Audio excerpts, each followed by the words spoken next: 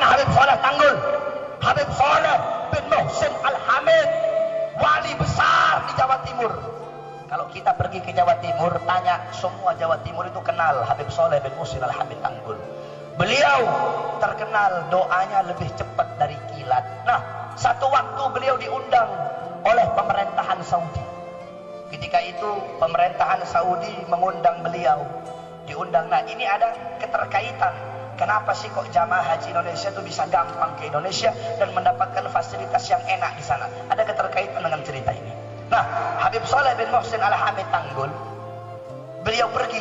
Ketika itu Raja Saudi itu punya anak.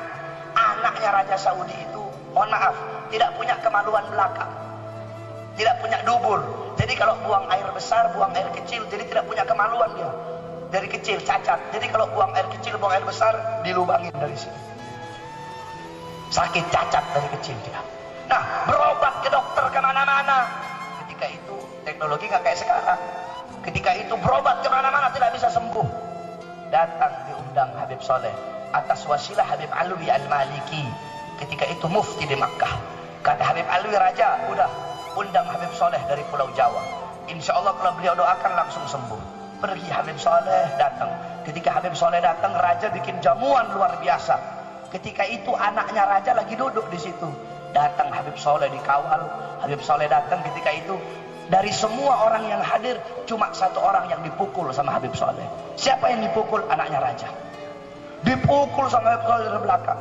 Khair itu, khair. Habib Saleh gak tahu kalau itu anaknya Raja. Pergi Habib Saleh berjumpa dengan Habib Alwi. Ayo Habib Alwi, kita pergi ke rumah inti saja. Nggak usah di kerajaan, hawanya panas saya kalau di sini. Banyak setan, banyak iblisnya di sini. Ayo pergi. Kata Raja, loh Habib, ini Habib bilang wali, kok baru sampai? Wala salam sama saya. Nggak hormatin saya ini Habib. Udah Habib Saleh emang begini, khawarigil ada. Beliau emang agak lain. Akhirnya tiba-tiba terdengar suara teriakan. Allahu Akbar, Allahu Akbar. Siapa? Anaknya Raja teriak-teriak. Apa dia bilang? Abah, lubang saya sudah ketutup. Dan ternyata dengan izin Allah saya punya kemaluan depan itu keluar, dan kemaluan depan keluar, kemaluan belakang keluar. Kok bisa begini? Aneh ini. Tadi ininya saya, pinggangnya saya lubang, ada lubang, buang air besar, buang air kecil di sini, tapi tiba-tiba ketutup, dan kemaluan belakang dubur saya dan kubur saya keluar. Tadi ada yang nepok saya itu, Habib Saleh nepok saya. Baru Raja tahu akan keramat Habib Saleh. Akhirnya apa kata Raja? Habib, luar biasa, keramatnya luar biasa. Anak saya sembuh. Sekarang Habib, saya punya anak perempuan. Saya punya anak perempuan. Kalau Habib mau, saya nikahkan Habib dengan anak perempuan saya, dan saya kasih Habib kedudukan di sini.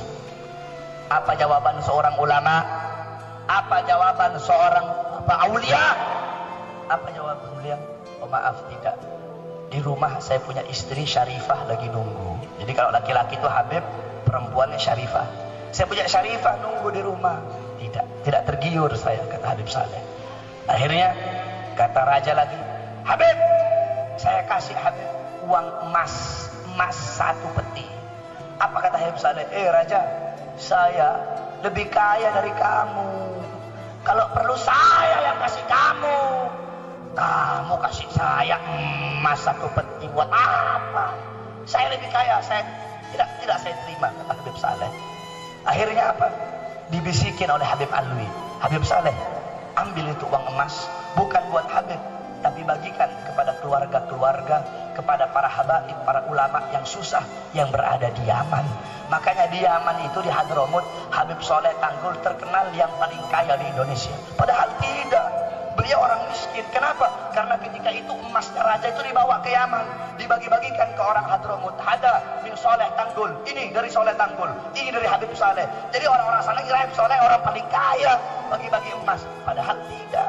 Akhirnya apa? Kata Habib Saleh, cuma satu yang saya minta, kalau ada jamaah haji datang dari Indonesia, pengen melakukan kewajibannya, pengen menyempurnakan rukun Islamnya, tolong perlakukan mereka dengan baik, siapkan tempat untuk mereka, tempat yang nyaman, tempat yang bagus. Cuma itu yang saya minta. Saya tidak butuh harta, tidak butuh wanita, tidak butuh pangkat. Saya cuma minta itu. Lihat, itu ulama. Hati mereka bersih dari dunia, bersih dari harta, bersih dari hal-hal seperti itu, saudara-saudara. Siapa yang mereka ikuti? Nabi Muhammad. Sedangkan kalau kita, hati kita selalu condong kepada dunia, condong kepada harta, condong kepada pangkat. Oleh karena itu, saudara-saudara sekalian yang dimuliakan oleh Allah, jadikan beliau-beliau sebagai teladanmu, sebagai qudwahmu, sebagai uswahmu. Man tashabbaha biqaumin fahuwa minhum. Barang siapa yang mengikuti suatu kaum, maka dia sama dengan kaum tersebut. Kalau engkau mengikuti para ulama, mengikuti para orang-orang soleh, beliau-beliau dimuliakan oleh Allah, engkau pun akan dimuliakan oleh Allah Subhanahu wa ta'ala.